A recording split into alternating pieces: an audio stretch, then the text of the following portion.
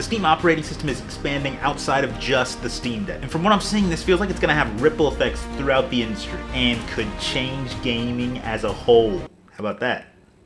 For stakes. But for real, Valve has authorized the Lenovo Legion GO S to be the first third-party handheld to use the Steam operating system. In fact, Valve is working closely with Lenovo for the release. If you don't have a Steam Deck, you probably don't know what the SteamOS has to offer, but if you do have a Steam Deck, then you probably love the SteamOS, honestly. SteamOS gives you like a console-like experience. It cloud saves on your Steam Deck, so you can go from your Steam Deck to your Steam library on your PC without any issues, without any hiccups. You can remote play on your Steam Deck from your PC with the SteamOS, and of course you have access to all things Steam. In addition, it's a regular operating system, so it does have a desktop mode that you can use, although this is more limited than, say, Windows. That being said, the Lenovo Legion GO S is being released in 2 different versions, one being the Windows and one being the SteamOS version. So I'm interested to see how sales fluctuate between the two when someone's given equal opportunity to choose between the Windows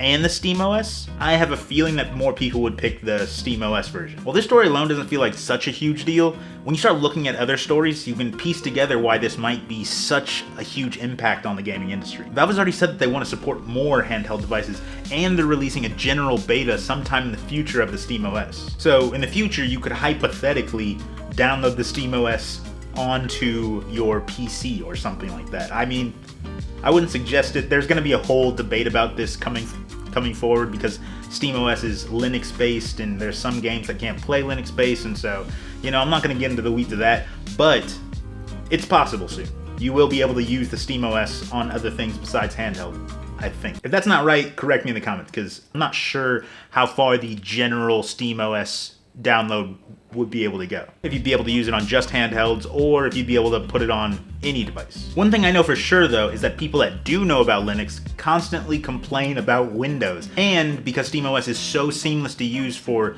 people that are accustomed to Windows, SteamOS could take over the handheld PC market. I wouldn't be surprised by that at all. In fact, I would say probably the majority of people that own a Steam Deck have no idea it runs on Linux. They're just a casual gamer who want to play games, and they've had no problems with the SteamOS so far. But moving forward, I'm starting to think about this Xbox handheld that was announced, as well as PlayStation moving into making another handheld device that can play PlayStation 5 games. Now, I don't think that those handhelds will use the SteamOS. In fact, Microsoft has already made announcements that they're trying to refine Windows for handhelds to make it feel more like an Xbox. So we'll have to see how that goes, and if that will be able to compete with the SteamOS going forward on handhelds. And what does that look like for the PlayStation Portable that's going to come in the future as well? And there's so many handhelds on the market right now, soon to be many more, I think. They all have very similar hardware, so I'm wondering if maybe the next frontier that they're going to be battling on is the operating system that they use. We already know that SteamOS is competing with Windows, and in my mind, for portables, crushing Windows. But Windows is now trying to fight back and making something more suitable for handheld, something that feels more like an Xbox. So I don't know.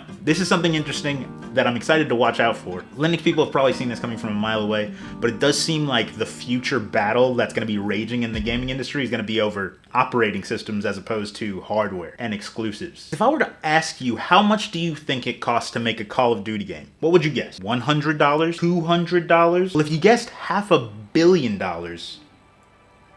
you'd still be undershooting it because it cost $700 million to make Black Ops Cold War. And that doesn't include the marketing budget. And that wasn't some kind of outlier. In 2015, Black Ops 3 cost $450 million. And Modern Warfare in 2019 cost $640 million. So with the marketing budgets, we're looking close to $1 billion for one game. But let's exclude the marketing budget for now. If we're looking at $70 per sale, excluding microtransactions and things like that, that's about 10 million copies that need to be sold to break even. That's insane. That's crazy. It's crazy to think that if you sold 5 million copies, you would have lost tons of money. It doesn't really matter because Call of Duty always sells well. Call of Duty Black Ops Cold War sold 30 million copies, so definitely made the money up, but also, of course, they have like in-game transactions, so they probably made even more gravy on top of that. So when I think about this, I do have an issue, but not with Call of Duty spending $700 million to $1 billion on a video game. That is crazy, but it's fine because they know they're going to sell that much. My issue is that people see this. Game developers, the game industry, they see this number and they just think gamers just want a game that costs $700 million to make. But that's like not the case. And there's this big conversation happening right now. I've seen all over the internet about gamers having too high of expectations, gamers never being satisfied with games, and gamers wanting too much. But I don't think that's actually the case. I think that these big numbers and Call of Duty making so many sales and being such a high budget game pushes this issue forward in my mind. Because at the core, gamers have only one expectation, and that's that the game works. All other expectations are set by the studio. And so of course gamers play Call of Duty expecting a top-notch experience with very good graphics and no lag and no bugs, because the game cost $1 billion to make. But if you were to tell a gamer, I just made this game in my basement and it's just one person and it's a card game and has pixelated graphics and I'm selling it for 10 bucks. Local Thunk would have set the expectation through the marketing, through the description of the game. The problem of gamers having too high of expectations is a problem of over-promising from the industry. And that's why Balatro can be nominated for Game of the Year, as well as Final Fantasy VII Rebirth. Two very different games, but they both met the promises and the expectations that they set. So game developers don't need to spend $700 million on games. Of course, Call of Duty can because it has that audience, but you don't need to do it. You don't need to spend $400, $500, $600 million on a game without an audience. You can make a smaller game, set lower expectations, and still, if the game is good and it succeeds at what it promises, be a financial success. And when you don't overspend and you don't overpromise, then you don't have to hurt your game with predatory monetization practices. Now we got off topic, but yeah, isn't that a lot of money? Isn't 700, that's a lot. Okay, on to the next story.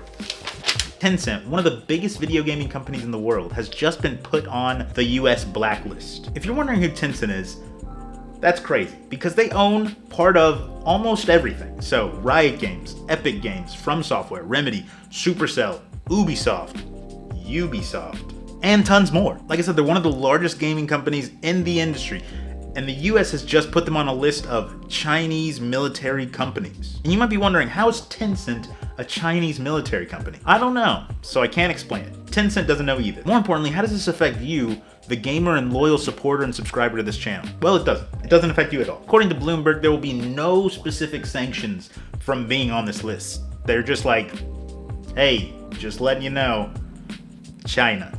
So keep that in mind. Nonetheless, this did make Tencent's stock price drop, so they are filing to get off of this list.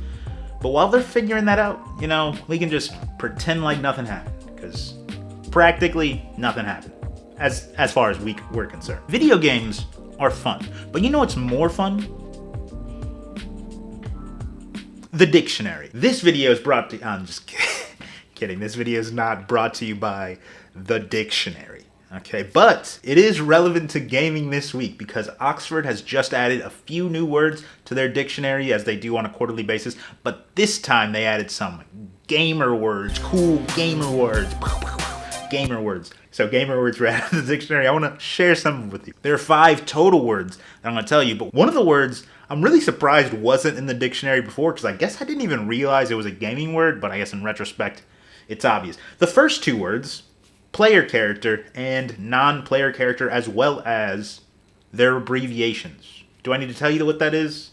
Probably not, because you're watching a news video about gaming. So yeah, you should probably know.